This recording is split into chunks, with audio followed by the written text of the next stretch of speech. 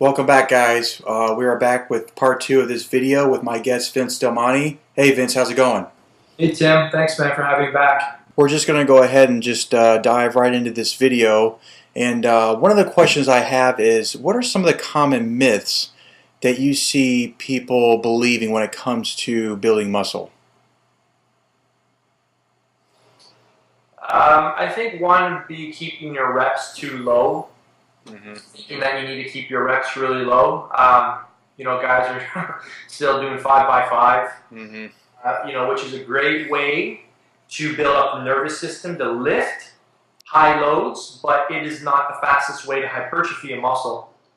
So I think that's a big myth. Certainly has a role in an overall periodized program, but heavy loads by themselves is not the fastest way to hypertrophy a muscle. Okay.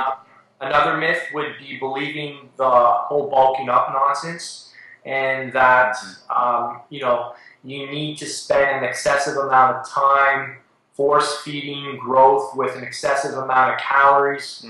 And there's a number of reasons why you don't want to do that.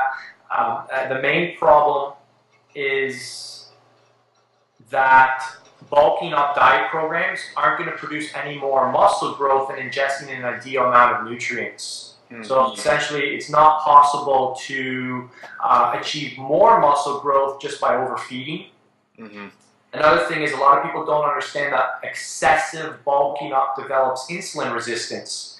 Insulin resistance, which basically makes it harder to gain muscle in the long run. So what happens when you bulk up is that all the carbohydrates are going to go preferentially to your fat stores, not your muscle tissue.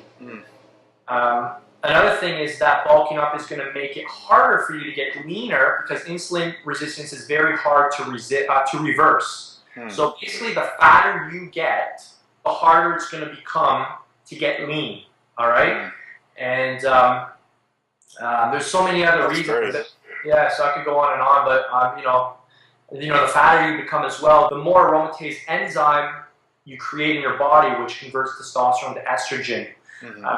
So essentially, it's kind of like a form of self-castration, and you're gonna want to start, wanting to go shopping more. Yeah. I guess you could say there's definitely a strategic way to do that. I mean, I know what I've learned is this whole concept of cycling your diet seems to be a much better approach to the traditional bulking. Yeah, I mean, my rules for bulking is you certainly need to be in a caloric excess, but I never suggest losing your 4-pack in the process. Sure. I also suggest that guys come down to 10% body fat before they start bulking. It's going to essentially, it's going to help you, a lower body fat percentage is going to help your body become better at nutrient partitioning.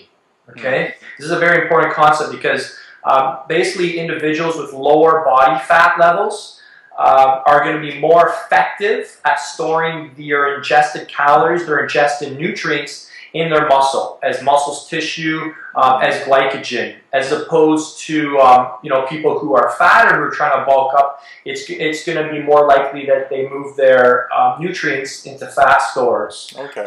So that's really important to understand. And I definitely believe in bulking up, but I don't recommend bulking up for any longer than 4 months. I believe that there's a lot of benefits to what we call cyclical bulking, which is where we alternate phases of overfeeding with phases of underfeeding. And there's a whole host of beneficial hormone things that happen with your thyroid to basically make you more efficient at building lean muscle tissue.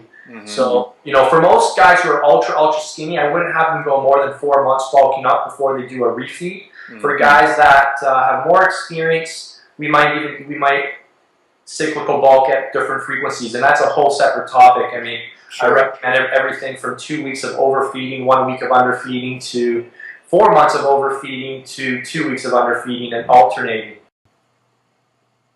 Okay. My second question is, who was your most challenging client when you were training someone? Oh man, people aren't going to like this answer. Probably vegetarians. Okay. I'll be honest, I just stopped working with them. I mean, this. I mean, you guys want me to be truthful? It just was a waste of my time. Hmm. And I find, I mean, again, this is going to offend a few people and upset a few people, but from my experience, a lot of it was just in their mind. Hmm. Because I had people who said they wouldn't eat meat, and then within about 6 to 12 weeks, I had them eating ribeyes.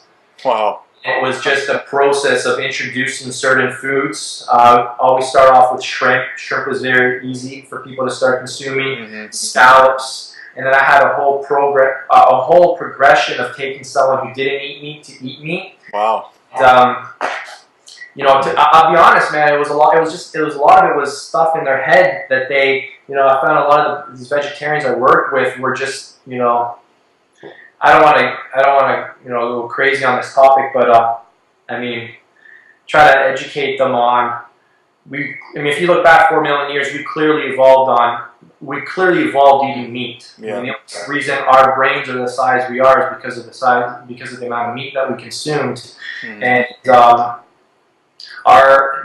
everything, our entire body relies on it. So quality meat, we're talking about quality meat here.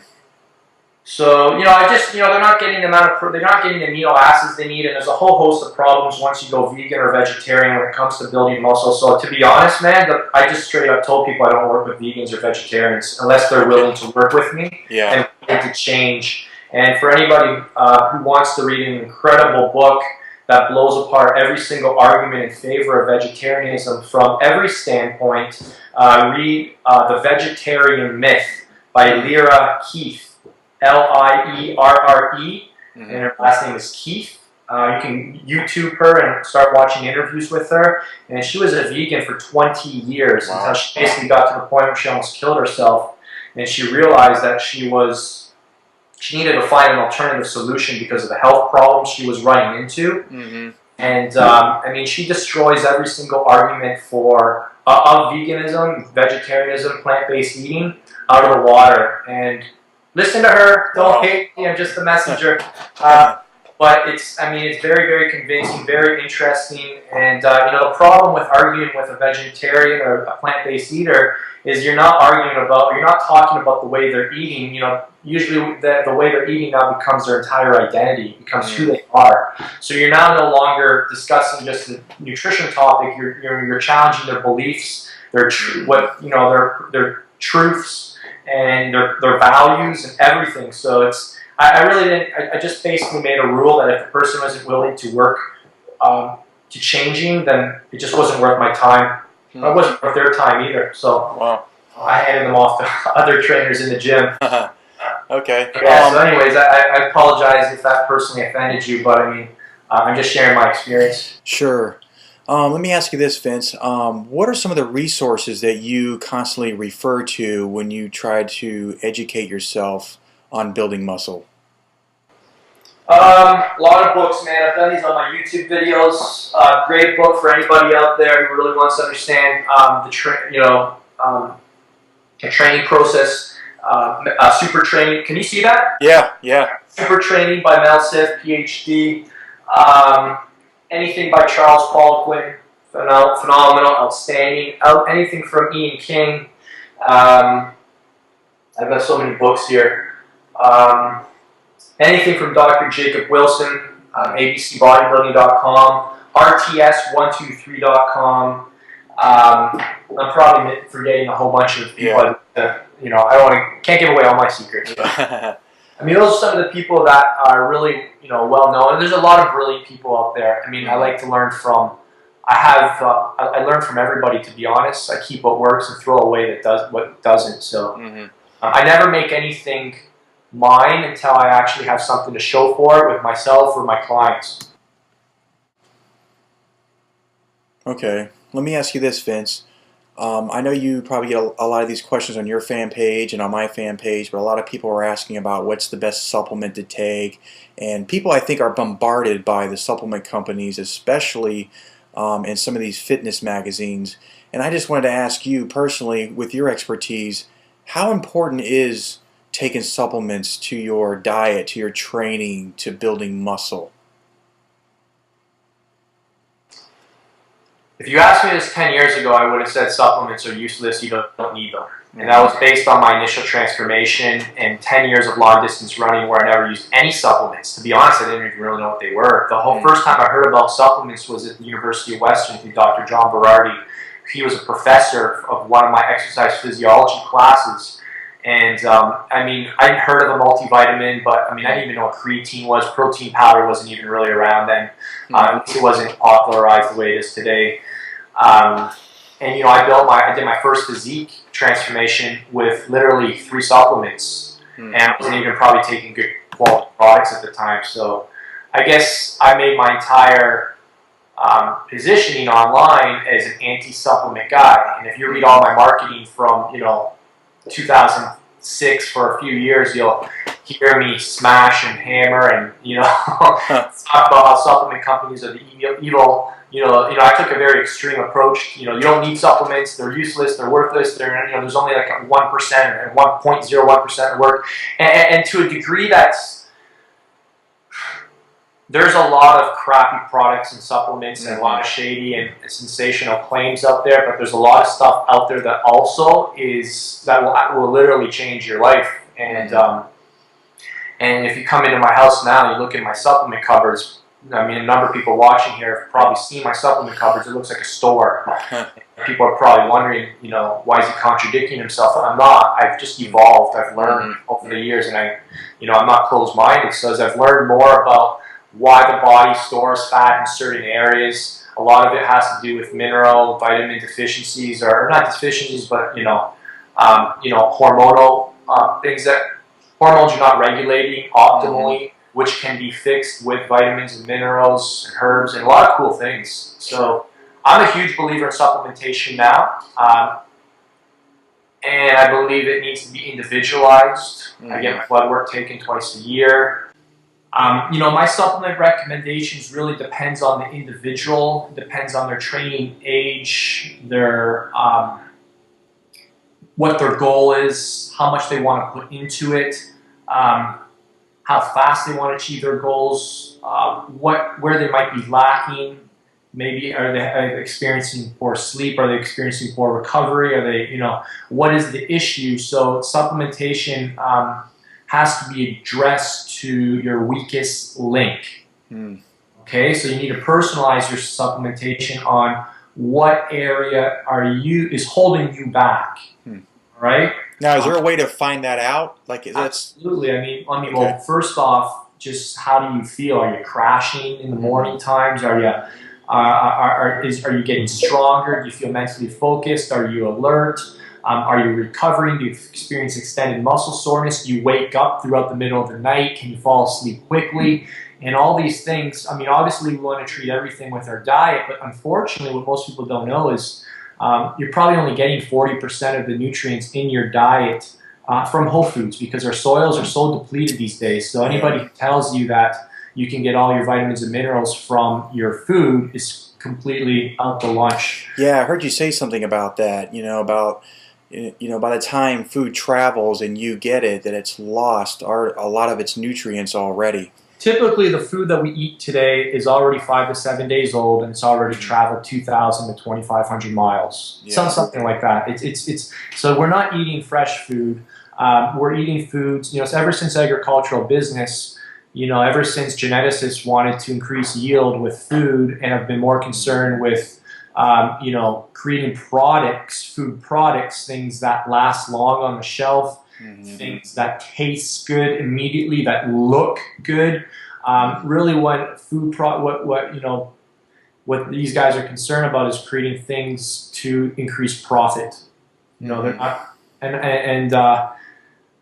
the majority of stuff out there isn't even food anymore. So, it really depends on the quality. Where you're getting your food, the quantities you're eating, and I like to put supplements in 2 categories: staple supplements and situational supplements. And staple supplements for most people are going to be, vitamin D, fish oils, magnesium, vitamin C.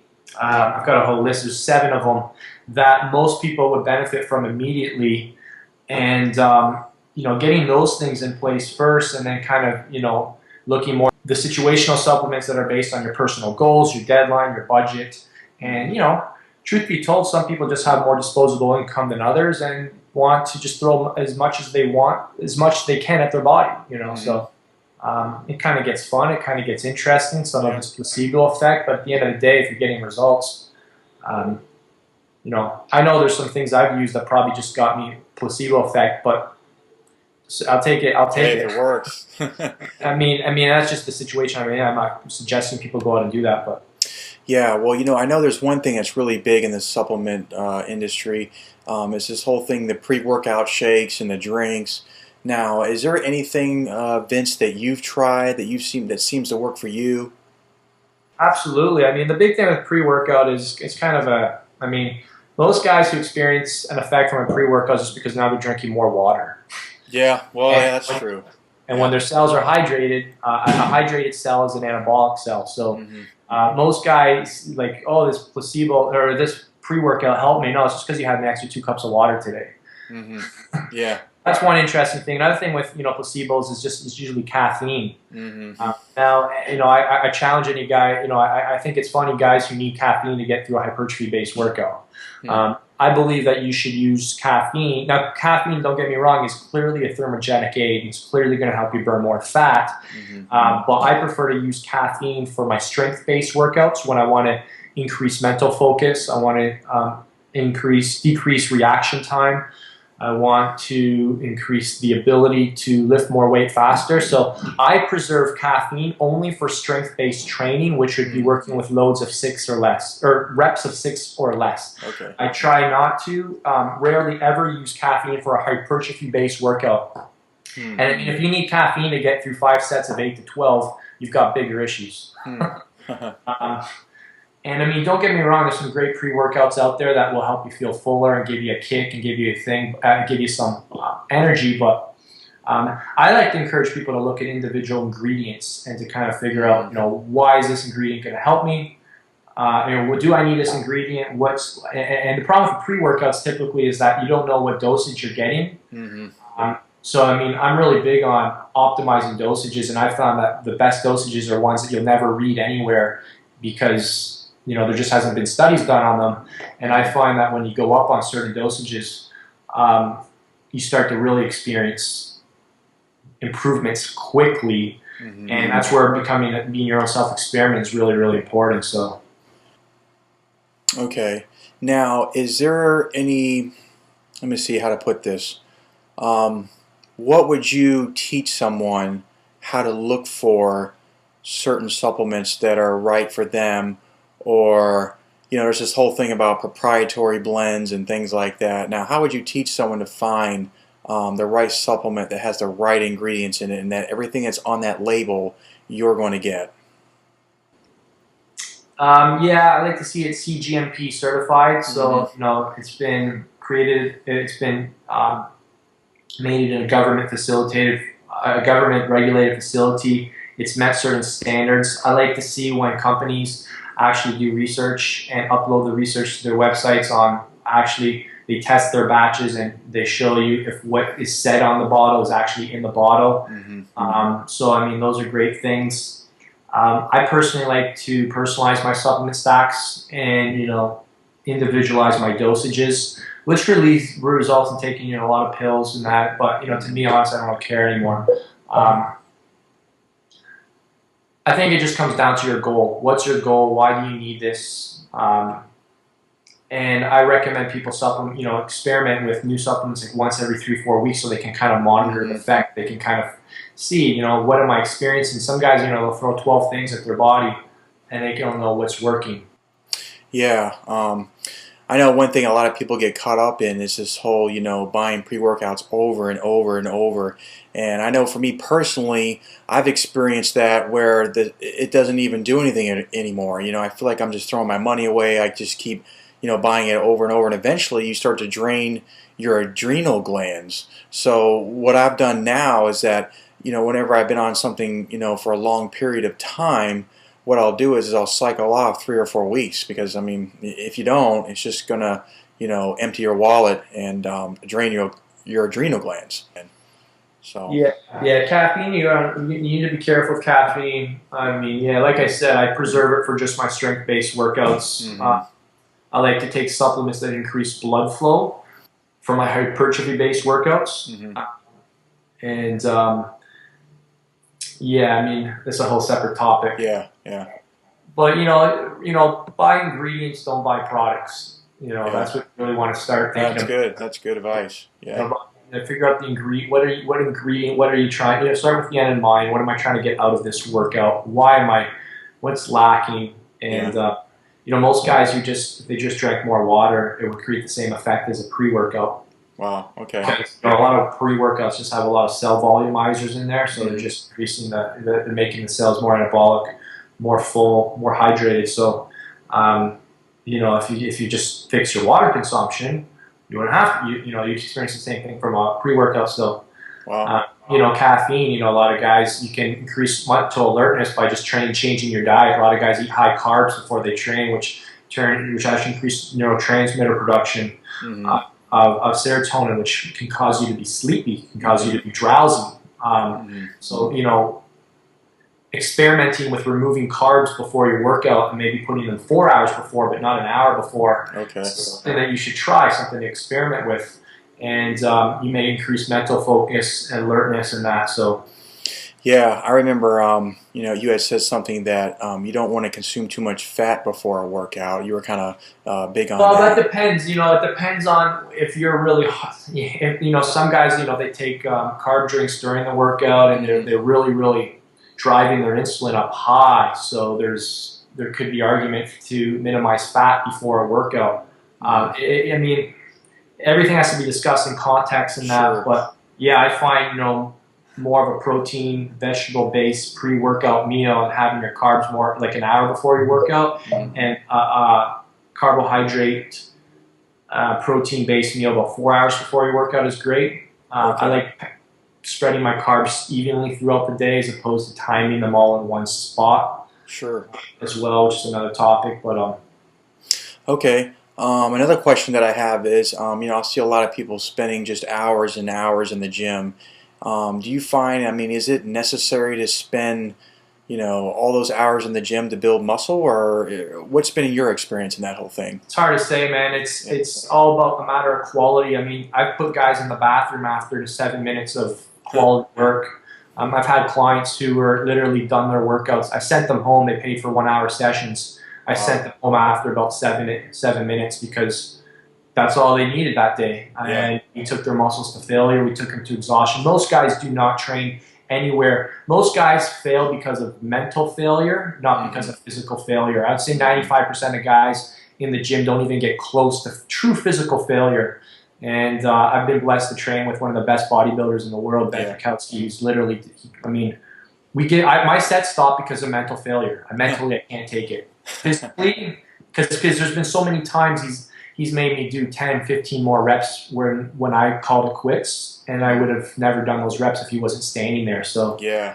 um, Yeah, I mean, I had that experience. I was went and worked out at the gym, the Powerhouse gym in downtown Tampa, and I had one of the trainers take me through a leg workout that was just, I mean, it was just the most incredible leg workout I ever had. I just felt, my muscles being stimulated in areas that I never thought possible, and it was all due to having that coach there. He was there to push me and to do the extra reps, and it was just kind of crazy. He's telling me to do, you know 5, 10, 15 more reps, and I'm thinking, man, how am I going to keep going? But he was there to push me. And I'll tell you, after I was done with the leg workout, I feel like I couldn't walk for a week. When I sat in his office, he was telling me, okay, you're going to have to go home, take a cold shower, take a couple ibuprofens, and I'll tell you what, man, even after doing all those things, it was just tough.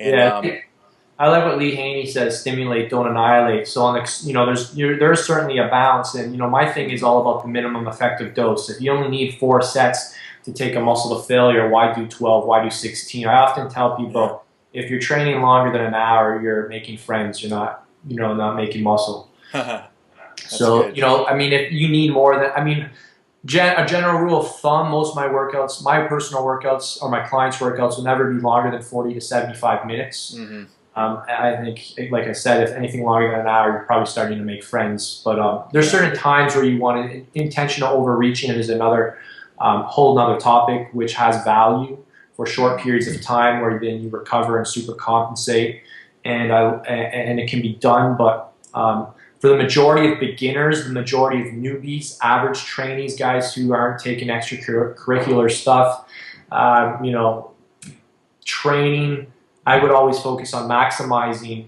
quality over quantity, and you only increase quantity if you can maintain the intensity. Mm-hmm. So, and it all comes back. I call them garbage sets, or just from running. I'm all about quality. So, if you finish the job in 7 minutes, why do it for 60 minutes? But there will come a time where you need to increase the amount of time you spend. I don't like saying spend time in the gym. I like saying investing your time in the gym, which implies that every set you're doing is planned, it's required, and it's something more or needed to do to overextend yourself from your previous workout. Thanks, Vince, for coming on. It was just a great interview. And remember, guys, just post your comments and any questions that you have below this video. I know Vince has got to run, and we really appreciate it. Take care, Vince. Thanks for listening, everybody.